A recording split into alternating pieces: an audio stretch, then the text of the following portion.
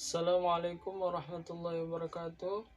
Bismillahirrahmanirrahim. Alhamdulillahirabbil alamin wassalatu wassalamu ala asyrafil anbiya'i wal mursalin wa ala alihi wa sahbihi ajmain, amma ba'du. Baiklah, pada kesempatan kali ini saya akan menyampaikan materi yang berjudul Sumber Hukum Islam. Sumber hukum Islam yang pertama adalah Al-Quran. Al-Quran berkedudukan sebagai sumber pertama dan utama dalam hukum Islam. Kedudukan ini mengharuskan umat Islam memahami pesan-pesan yang dikandungnya untuk dilaksanakan dalam kehidupan. Hal tersebut juga diperlukan sebagai upaya mengatur perilaku manusia, baik yang berhubungan dengan manusia ataupun makhluk yang lainnya secara horizontal. Demikian pula seluruh persoalan yang berkaitan dengan hukum, meski dicari jawabannya terlebih dahulu dari petunjuk yang terkandung di dalam Al-Quran. Kemaslahatan hidup manusia di dunia dan di akhirat diyakini dapat diperoleh jika manusia melandaskan pada perilaku hidup mereka pada petunjuk Al-Quran. Argumentasi yang menyatakan bahwa Al-Quran sebagai sumber dan dalil pertama dan utama ditemukan dalam penjelasan Al-Quran itu sendiri pada sejumlah ayatnya. Lebih dari 30 kali ditemukan perintah mematuhi Allah dalam Al-Quran. Bahkan meninggalkan aturan yang disebutkan Al-Quran akan membawa akibat meningkatnya kejahatan yang dilakukan oleh manusia. Al-Quran secara redaksional dan makna yang dikandungnya bersifat qat'i al-wujud. Maksudnya adalah lafaz Al-Quran dan pesan yang dikandungnya terjamin keautentikan dan otoritas kebenarannya.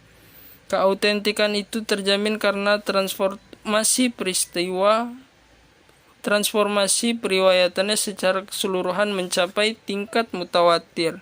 Selain itu, jaminan keaslian Al-Quran mendapat intervensi langsung dari pemiliknya, yakni Allah Subhanahu wa Ta'ala. Selanjutnya, As-Sunnah. Pada uraian yang telah disampaikan, dijelaskan bahwa Al-Quran sebagai sumber utama dan yang paling utama dari hukum Islam yang bersifat global yang membutuhkan penjelasan secara operasional.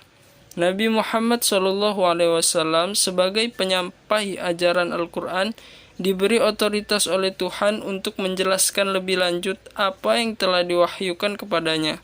Dengan demikian, As-Sunnah baik dalam bentuk perkataan, perbuatan maupun dalam bentuk takrir berkedudukan sebagai sumber kedua setelah Al-Quran. Kedudukan As-Sunnah sebagaimana disebutkan yang telah disebutkan berdasarkan argumentasi bahwa secara normatif ditemukan ayat Al-Quran yang menyeluruh untuk taat kepada Rasul. Ketaatan kepada Rasul sering dikaitkan dengan ketaatan kepada Allah Subhanahu wa Ta'ala, seperti yang ditemukan pada surat An-Nisa ayat 13 yang artinya hukum-hukum tersebut itu adalah ketentuan-ketentuan dari Allah. Barang siapa taat kepada Allah dan Rasulnya, niscaya Allah Subhanahu wa Ta'ala memasukkannya ke dalam surga. Al-Quran sering menetapkan beriman kepada Rasul sama dengan kewajiban beriman kepada Allah Subhanahu wa Ta'ala. Hal ini disebutkan dalam surat Al-A'raf ayat 158.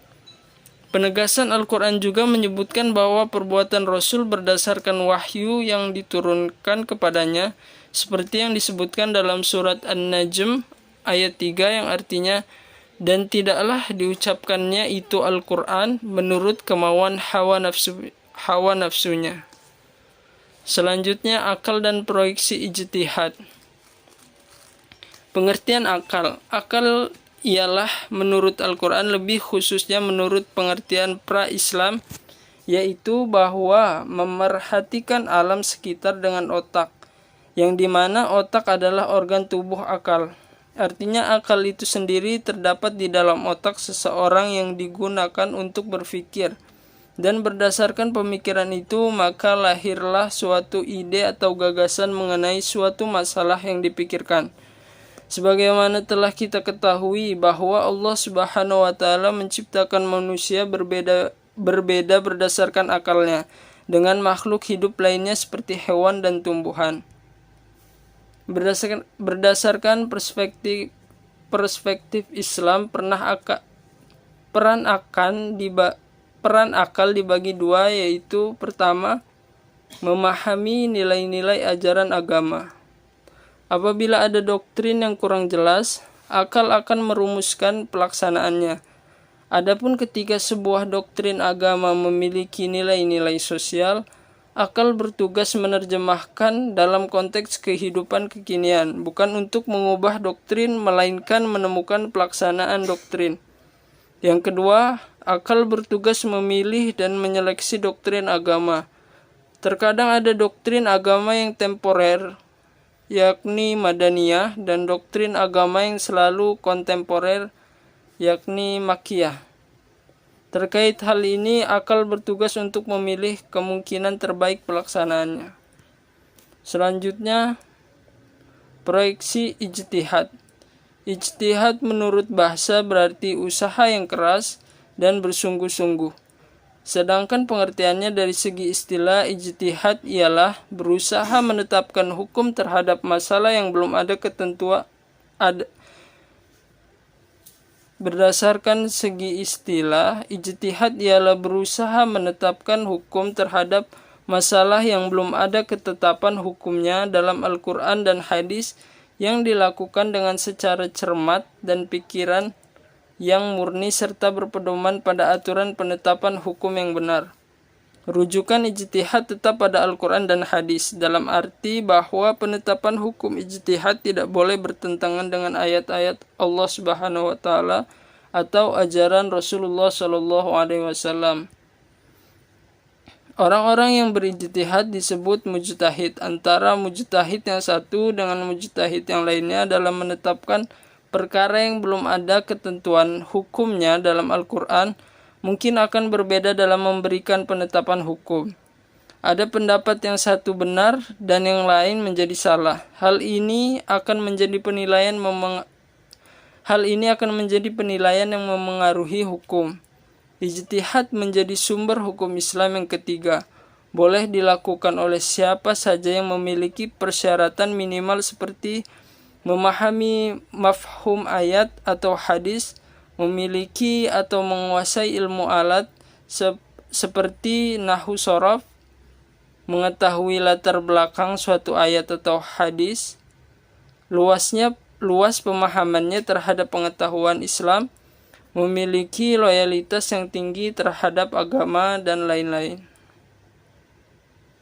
Ijtihad diterapkan dengan beberapa cara, antara lain ijma' dan qiyas. Ijma' ialah kesepakatan para mujtahid pada suatu masa setelah Rasulullah SAW wafat terhadap suatu masalah.